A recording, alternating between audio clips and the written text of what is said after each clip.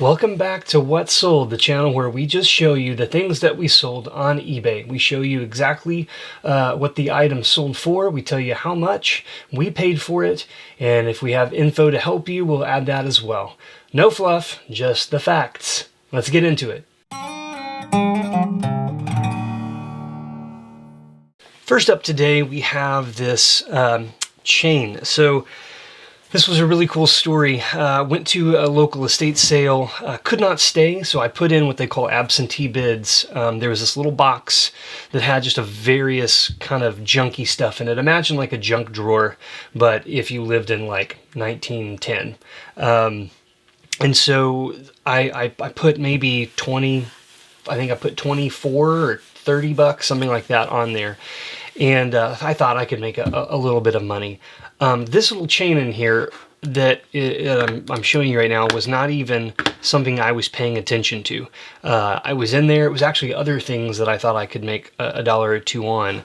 And so, anyhow, I did win it. I brought it back. As I'm sorting through stuff, I notice this thing has a very interesting look to it. It's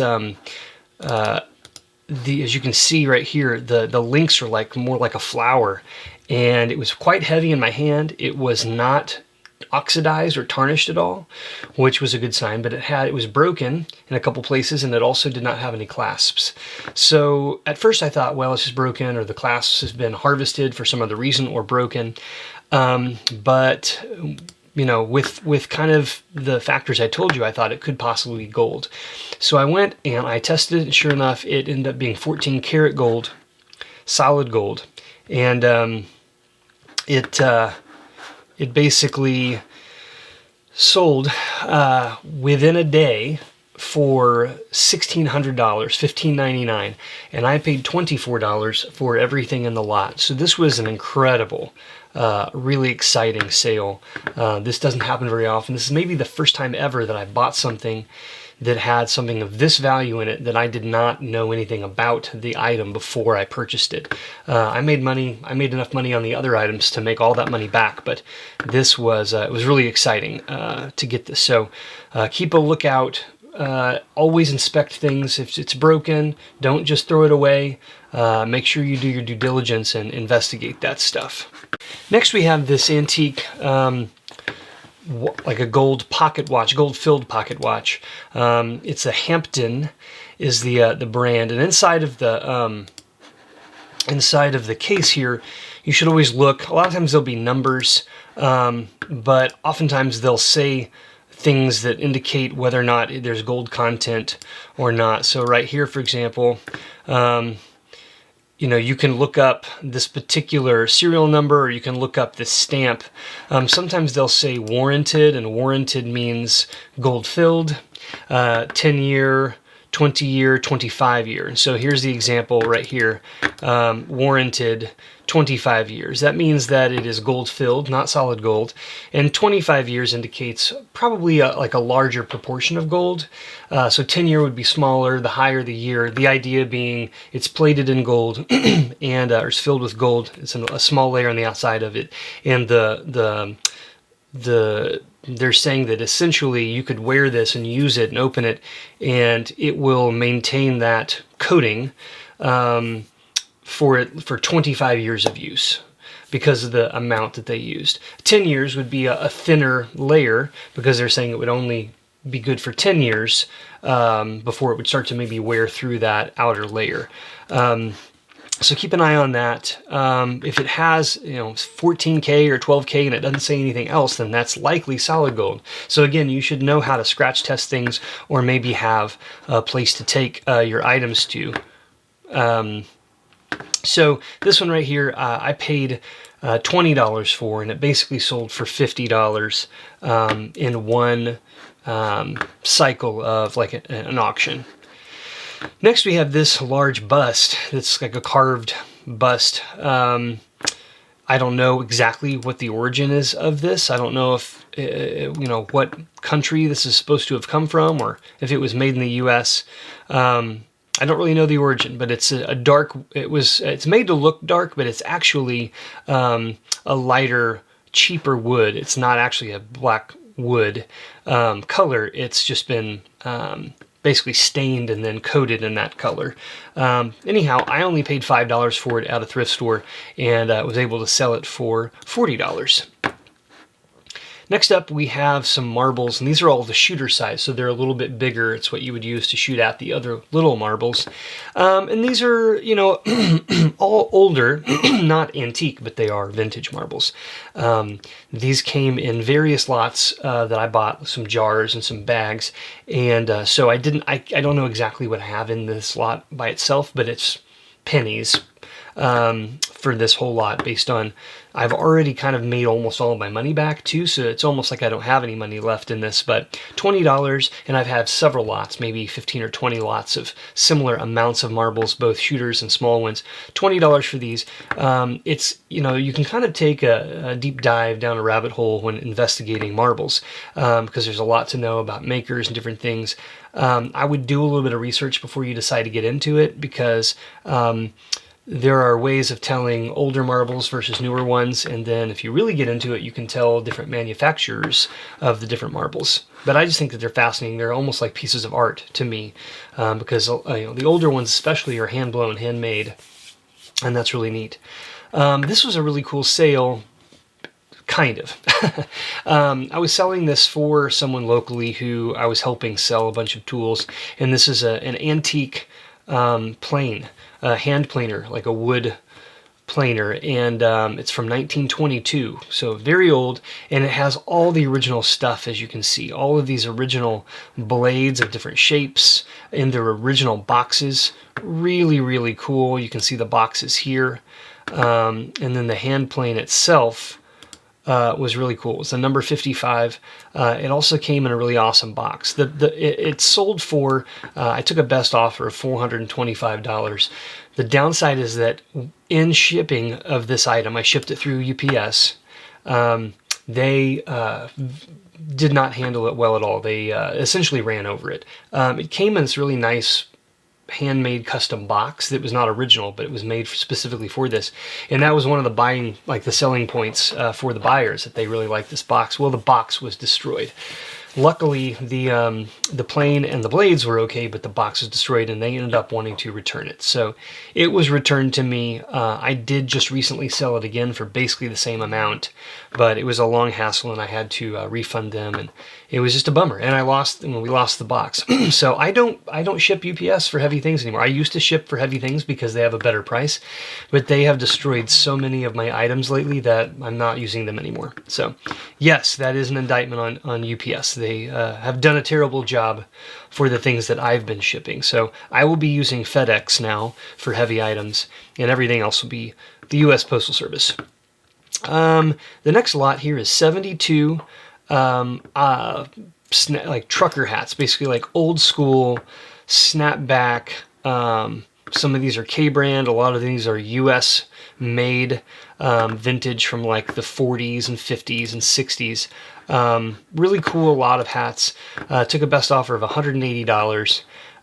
This lot, probably I had about 50 cents or less in to these per hat. So 72 hats, you know, was in 30 some dollars, $36, $37. So not bad, but these were collected over the course of a year. I'd handpicked these at thrift stores and things. Sometimes I'd buy a lot of 2 or 3 for $4 or $5 a piece, but I'd sell one for $50, and then, you know, I've got the other ones are still, I've got nothing left in them, you know. So certain ones can really bring really high amounts. I've noticed certain types of vintage hats, K-brand hats that have K-brand, old John Deere hats, and then some of the newer from the 90s sports hats that have the script logo. So if it says, you know, Atlanta Braves or something, but the Braves is in cursive, those are the ones you look for, the ones that are in the cursive scripts. This little lot sold $12. I mean, I have basically nothing in these anymore because they came from various, you know, different types of costume lots that I've already sold stuff out of and that kind of thing. So $12. I get lots, big lots. I split them into smaller lots and even individual pieces. And then whenever the individual things have sold, or the bigger lots, I'm then able to kind of just make easy cash off of these smaller lots because my cost is already has already come back to me. And then the next one here is just a little lot. These are all pieces of costume jewelry that are broken. So they're missing stones, or like the clasp in the back is broken, or they're just heavily tarnished. There's a piece that's broken off, like one little, a couple of rhinestones are missing. And I still can sell these for, you saw I sold these for $20. These are some things that people might just throw away because they think that they have no longer have use. But people will buy this stuff because people use them for crafting projects, or they'll repair them and sell them themselves. This is just a small little kind of mixed lot of antique items, a couple of brooches, this copper, kind of like a copper medallion. I'll just kind of roll through these here. A little cameo. It's not made of silver or anything. An old Ronson lighter. It's kind of a little plastic and metal brooch there. This little copper piece, I don't really know what it is or what it was for, but it was for something. Kind of an old beat up little coin purse. Again, this is just kind of random stuff I pull out. I'm like, okay, I'm gonna make a little listing from roughly the same era, late 1800s, early 1900s. $20. I had basically nothing in that because this is just from other kind of lots of costume stuff. Here was a cool 2 different photo albums that were just in horrible condition. I was really selling this for the photos and the cabinet cards more than the, but I listed them as albums because they're in the albums, and I would rather just not have to pull all of the photos out and risk damaging them. But it was a really cool lot of all of these old, what they call cabinet cards, that are old photos that are on almost like cardstock. They're kind of thicker, almost like cardboard. And back in the day, they wouldn't have to even put them in frames. They would just set them up against things like, on their dresser or their vanity or on their side tables or on the mantle of the fireplace, that kind of thing. So there were over 60 here. I sold them for less than $1 a piece, $50. These came from a lot. I bought 4 photo albums full of photos and cabinet cards in a lot at the same estate sale that I bought the necklace that I started the video showing you. I paid $30 for all of them. Right, so $30 for 4 albums. I just sold 2 albums for $50. So I'm in profit now off of these. Plus I have 2 others to sell, and that will be an additional amount of profit when that happens. Here were some tools that I compiled from multiple tool lots or tool chests that I buy, and then I'll sell the tool chest by itself. I'll pull out the tools and I'll sell those.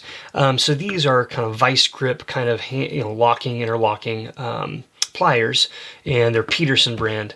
I took a best offer of $28 for the 2 of these, and I was probably about $1 a piece in on these for cost. This was a fun little lot. I put this together from maybe probably 8 to 10 different small jars or bags of marbles that I had purchased at various places. Plus, I handpicked a couple of different ones off of eBay myself to sweeten the pot. So this one right here, this blue, this white one, kind of like creamy white with the blue swirl. This one right here, and maybe this pink one. And I think, let's see, and this blue in here. I bought those all individually and added into this lot. But you can see from this, we had a couple that were just gigantic. I mean, like really big. This is kind of really right here, this kind of interesting orange, yellow, and blue and white one. That's more of a standard shooter size, just to give you an example. So this is a much larger shooter, and then this is just gigantic. And these are all, the thing that's unique about these, you can see that the style is very similar, but these are all antique, German-made, handmade marbles. So these things have little rough spots on them. The pontil mark where the little rod was broken off after these had been hand blown and created. A lot of these are from the 1800s, early 1900s from Germany. You can see the value of these. Marbles still can sell for lots of money, certain types. And I would say, generally speaking, you're going to do best on this type of marble, these old German swirl marbles, than any other type. $330. I had 50 watchers and 45 bids on this. So highly collectible, highly viewed and sought after. So if you have any like this or you come across them, know that they have value. I paid, I was probably about $150 in on everything you see here, but that was $150 for all of these and then several others that I have in other smaller lots. So I've made all my money back and gotten a profit with that one sale. Here's another fun sale. We sell lots of jewelry down here at the warehouse. There was probably somewhere around 60 to 70 pieces in this lot. You can see really beautiful. This is stuff from probably roughly the oldest stuff in this lot, probably 1930s into the 1960s primarily. You're seeing a lot of this heavy rhinestone, well-constructed metal, sometimes the use of wire construction as a part of it. Some pretty nice brands here. We got Deliza and Elster. We've got Juliana in here, made by that same company. We have probably some Carnegie stuff in here, some Haskell. A really nice lot. Put this up a couple of times, kept lowering the price until finally sold $950 for 60 some pieces of costume jewelry. And this is, oh man, I don't know, I've done half a dozen lots of this caliber probably this year. I've got at least one, maybe two more that will sell for likely close to $1,000 or more. But I piece these together instead of just, I'm gonna spend, time and sell one piece for $20 or $25 and do that 60 times. That's a lot of work. So I just kind of put them together, and then I offer these sort of like collector lots for people to buy at a higher price. As far as my cost on that, I'm usually $3 or less in per piece on lots like this, and oftentimes much less than that when I'm selling them as a large lot. I'll buy a lot, I'll find 2 or 3 pieces, I'll make all my money back on those, then I save the rest for a big lot like that, so I basically don't have any money into these anymore. So this whole lot is a representation of other lots I bought, sold pieces from the lot, made the money back, got into profit, held on to the rest of them. So all of this, I don't really have cost of goods left in this lot. It's really just straight profit. Here was another one of those albums that I bought. Remember, it was $30 for 4 albums. I sold the first 2 for $50.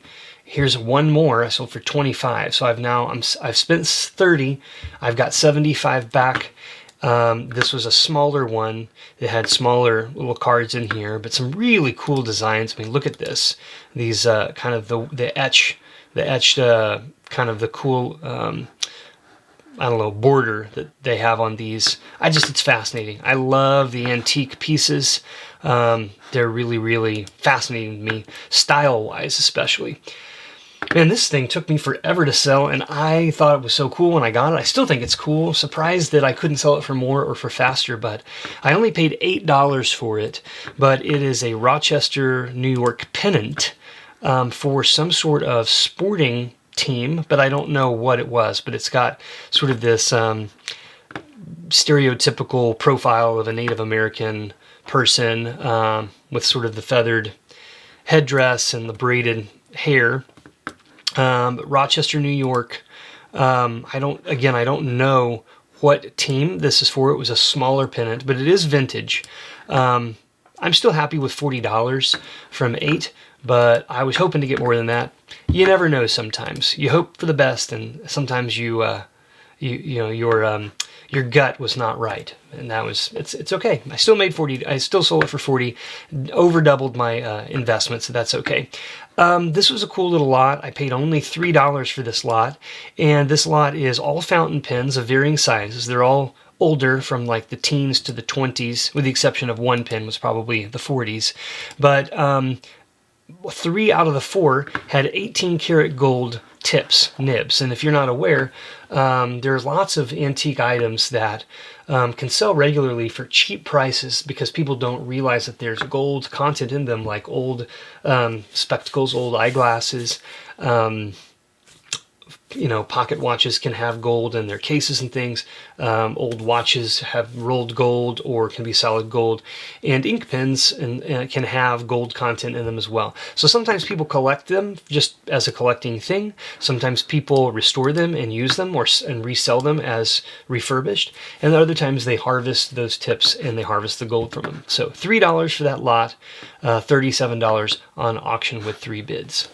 Well, we have right here a really cool piece. This is an antique, just a necklace with a pendant on it. But the pendant itself I thought was pretty unique.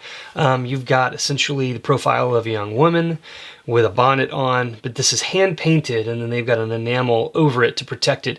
And then you've got these little pieces of something. My guess is that they're just tiny little pieces of concave glass stones that are in and around it. It's just an interesting look. It's not like something that's really made these days. The necklace itself was gold filled as well, so that adds to the value.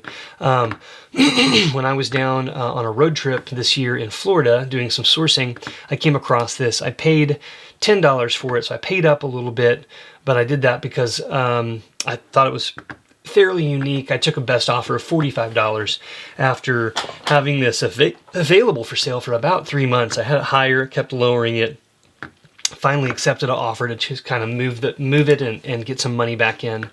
But I thought it was really neat. I loved this piece. This was this kind of, it's like this tray that holds these 2 glass and metal kind of holders. They're like essentially like ashtrays, and inside you have this tabletop lighter. And I believe it's a Ronson. Yeah, it was a Ronson brand, but this is very old. This is probably 1920s, if not the teens. The entire thing is silver plated, and then these little trays are like serve as like ashtrays. Glass. It was in really good condition aside from just the natural tarnish that happens with silver over time. But I also had a couple of these pipes that I hadn't sold, and they had sterling silver bands on them. So I threw those in the lot, and here we are. I paid $20 for this at an outdoor sale locally that happened, and in less than a month I turned around and sold it for $200 on eBay. So that was a really good flip. This also was great. This ring that I bought, which was a 14 karat gold ring, probably weighed about 5 to 5.5 grams. I only paid $10 for that because they did not know that it was gold. Then this other piece came on a necklace originally that had pearls. It was a double strand pearl necklace with this, which was a 14 karat gold pendant with Ceylon sapphires in it. I took it to get it appraised and discovered that the pearls were imitation, so they were not real pearls, which I found really strange given the fact that this is 14 karat gold. So knowing that, I actually harvested the pendant. I took the pearls off and trashed them, and then decided to sell this in this way, just to kind of get some money. So I had spent $200 on this necklace, and I'd spent $10 on that. So I was $210 in on the gold, and because of the weight and the desirability of this pendant by itself, which is from roughly the 1940s, turned that into $700 because gold by gram weight for 14 karat is at a good place right now. It's fairly high, and so it was the right time to go ahead and try to sell that and get that money back. This was easy sale. Older video games on systems that people still use, like Nintendo, the original NES. It's pretty easy I can sell these usually in the $8 to $14 range, depending on how obscure or difficult to find the title is. This is not difficult to find or obscure, Double Dribble, but it was a sort of a fan favorite. A lot of people played this growing up, and so I got this in a lot. I think I paid $2 a piece for these, when I bought them as a lot. I've sold some of them already. I think I've already made my money back, but even if not, $2 to $10, that's not the best kind of flip. Like if I saw something for $2 and I knew I was only going to be able to sell it for 10, I probably wouldn't buy it because that's just not worth my time. But with a lot, sometimes you have to do that to just kind of get that stuff sold. Here is a vintage corkscrew from the U.S. Airways. I don't know if this travel company is still the same today as it was then, but these old corkscrews, sometimes people just buy them to use them. They're still functional. Other times they're buying them just to collect a particular brand or a particular airline thing, and so that's sold. I think I paid 25 cents for this, and I sold it for $10. This also took me forever to sell. I paid $5 for it. If I knew it was going to take me as long as it was going to take, I wouldn't have even bought it. Now, $36, I paid $5 after fees. I'm still making $20-some on it. That's fine. But I think this took me like 6 months to sell. It's ridiculous. I thought it was kind of cool, but I guess it just wasn't something that people were interested in. Nobody's putting this kind of thing up on their mantle or their bookshelf anymore. Anyways, was finally happy to be rid of it, because every time I looked at it, I thought, man, that was a bad buy, because it wouldn't sell. Here's an example of what I told you about earlier. These old glasses have gold content in them. And sometimes you can get them like this in the original case. Oop, hold on now. I don't know why this whole page is moving on me. Let me click on it like that. Here we go. So you can see really cool etched design on the bridge of the nose there, and then the whole thing around the glass is gold filled. So people buy these sometimes just to have for decorations on their bookshelves or whatever, curio cabinets. Sometimes they put them on like dolls. Sometimes they harvest the gold, and there's all kinds of, so there's multiple types of buyers, I guess is what I'm trying to say. Ideally, you're going to be getting these for $5 or less per piece, and usually I can sell them for around $20 to $25 a piece. And so that's, $64. I sold them these, it's about $20, $21, something like that a piece, even in the lot. I paid about $3 a piece for those, by the way, $369 expense, $64 sale. This was another one of those tools that I was helping a person locally sell. It was a couple of routers, the Porter Cable Company. In its own case, this is kind of an annoying piece to try to ship just because it was pretty large and heavy, so getting the right box. But I accepted a best offer for $115, so $10 off of the asking price. And I had no money in that, but I also was giving the money. That was really just something I was doing for someone else locally. And then another costume lot, not nearly as high quality as the one I showed you earlier. And this was primarily necklaces, but you have some interesting things here.